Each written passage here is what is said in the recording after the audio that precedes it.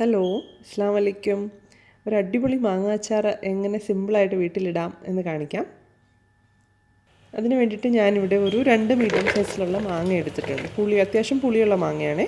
അത് ചരിച്ച് ഒന്ന് നീളത്തിൽ ചരിച്ച് കനം കുറച്ചാണ് ഞാൻ കട്ട് ചെയ്തെടുത്തിരിക്കുന്നത്. അപ്പോൾ അതിനും സാധാരണ നമ്മൾ കട്ട് ചെയ്യുന്നതിലും വ്യത്യാസമായിട്ടുള്ള രീതിയിൽ അതിലോട്ട് ഞാൻ ആദ്യം തന്നെ കുറച്ച് ഉപ്പിട്ട് കൊടുക്കുക. ഒരു 3-3.5 ടേബിൾ സ്പൂൺ ഉപ്പ് ഇതിനോടകം ഇട്ടിട്ടുണ്ട്. ഇനി വേണ്ടത് മഞ്ഞൾപ്പൊടി, ഒരു 2 ടീസ്പൂൺ മഞ്ഞൾപ്പൊടി.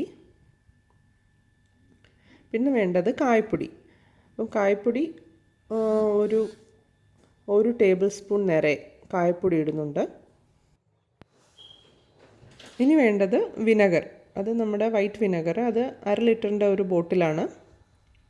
അതിൻ്റെ പകുതിയോളം ഞാൻ ഒഴിക്കുന്നുണ്ട്. നമ്മുടെ വിനാഗിരി അതാണ് സാധനം. അപ്പോൾ അത് ഒരു 1/2 ബോട്ടിലോളം ഒഴിക്കുന്നുണ്ട്. ഒരു 250 ml ഒഴിച്ച് കാണും. എന്നിട്ട് നന്നായിട്ട് കൈകൊണ്ട് തന്നെ നന്നായിട്ടൊന്ന് മിക്സ് ചെയ്ത് കൊടുക്കണം.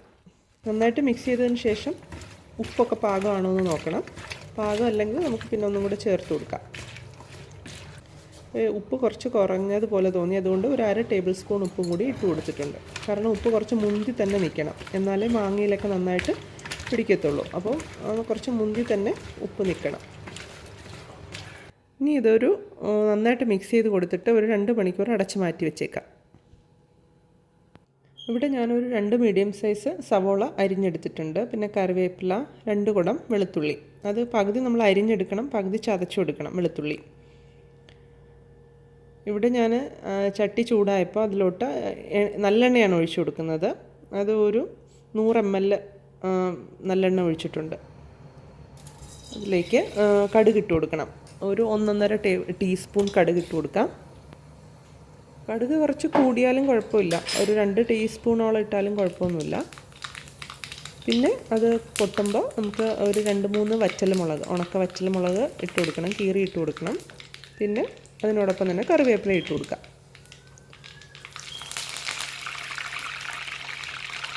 ഇനി നമ്മൾ ചതച്ചെടുത്ത വെളുത്തുള്ളി, പകുതി വെളുത്തുള്ളി ചതച്ചും പകുതി അരിഞ്ഞും ആണ് എടുക്കേണ്ടത്. അതിൽ ചതച്ച വെളുത്തുള്ളി ഞാൻ ആദ്യം ഇട്ട് കൊടുത്തിട്ട് അതിൻ്റെ പച്ചമണം മാറുന്നത് വരെ ഒന്ന് ഇളക്കി കൊടുക്കുക. നന്നായിട്ട് കുറച്ച് നേരം ഇളക്കണം. അപ്പോഴേ ആ പച്ച മണമൊക്കെ നന്നായിട്ട് മാറി വരത്തുള്ളൂ. ഒന്ന് മൂത്ത് വരും വെളുത്തുള്ളി. മൂത്ത് വരുന്ന സമയത്ത് മാത്രമേ അരിഞ്ഞെടുത്ത വെളുത്തുള്ളിയും പിന്നെ നമ്മൾ വളരെ ചെറുതായിട്ട് ചോപ്പ് ചെയ്തെടുത്ത സവോള, 2 മീഡിയം സൈസിലുള്ള മീഡിയം സൈസിലുള്ള സവോളയാണ് ഞാൻ ചേർത്ത് കൊടുക്കുന്നത്. എന്നിട്ട് അതും കൂടെ ചേർത്ത് കൊടുത്തിട്ട് നന്നായിട്ട് ഇളക്കണം.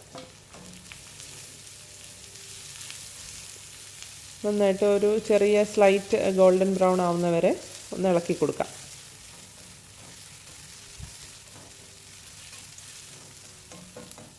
അടുത്ത് തന്നെ നിന്ന് ഇളക്കണം എന്നില്ല, ഒരു ഇടവിട്ട് ഇളക്കി കൊടുത്താൽ മതി. അത് ചെറിയ ഗോൾഡൻ ബ്രൗൺ ആവുന്നവരെ ഇളക്കിക്കൊണ്ടിരിക്കണം ഇടയ്ക്കിടയ്ക്ക്.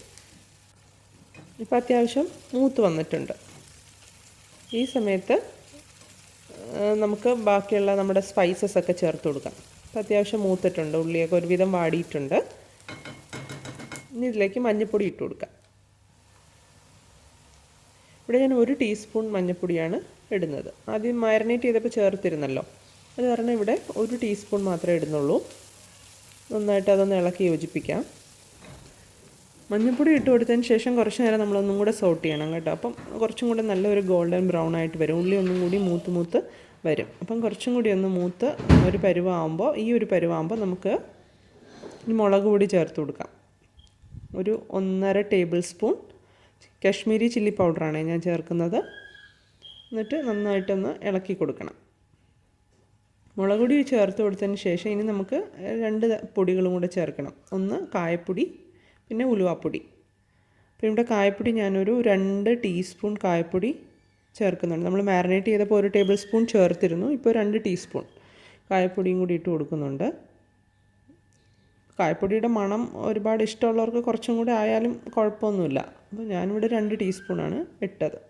ഇനി ഒരു 1/2 ടീസ്പൂൺ ഉലുവപ്പൊടി, അതൊരു 1/2 ടീസ്പൂൺ അതും കൂടി ഇട്ട് കൊടുത്ത് ഈ പൊടികളൊക്കെ നന്നായിട്ടൊന്ന് പച്ചമണം മാറുന്നത് വരെ നല്ല രീതിയിലൊന്ന് സോട്ട് ചെയ്യണം.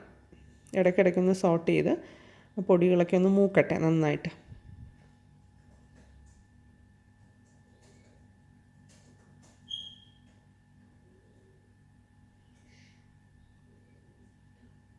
ഇപ്പോൾ കളറൊക്കെ മാറി കുറച്ച് ഡാർക്ക് ഷെയ്ഡായിട്ടുണ്ട്.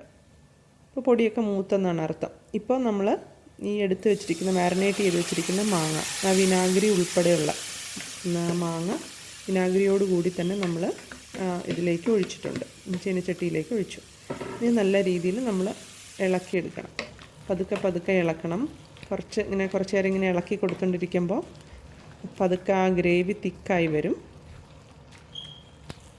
എല്ലായിടത്തും എത്തുന്ന വിധത്തിൽ പതുക്കെ ഇതേപോലെ നന്നായിട്ട് ഇളക്കി യോജിപ്പിക്കണം. പതുക്കെ ഇളക്കി ഒരു 2-3 മിനിറ്റ് ആകുമ്പോൾ ഗ്രേവി പതുക്കെ തിക്കാവാൻ തുടങ്ങും.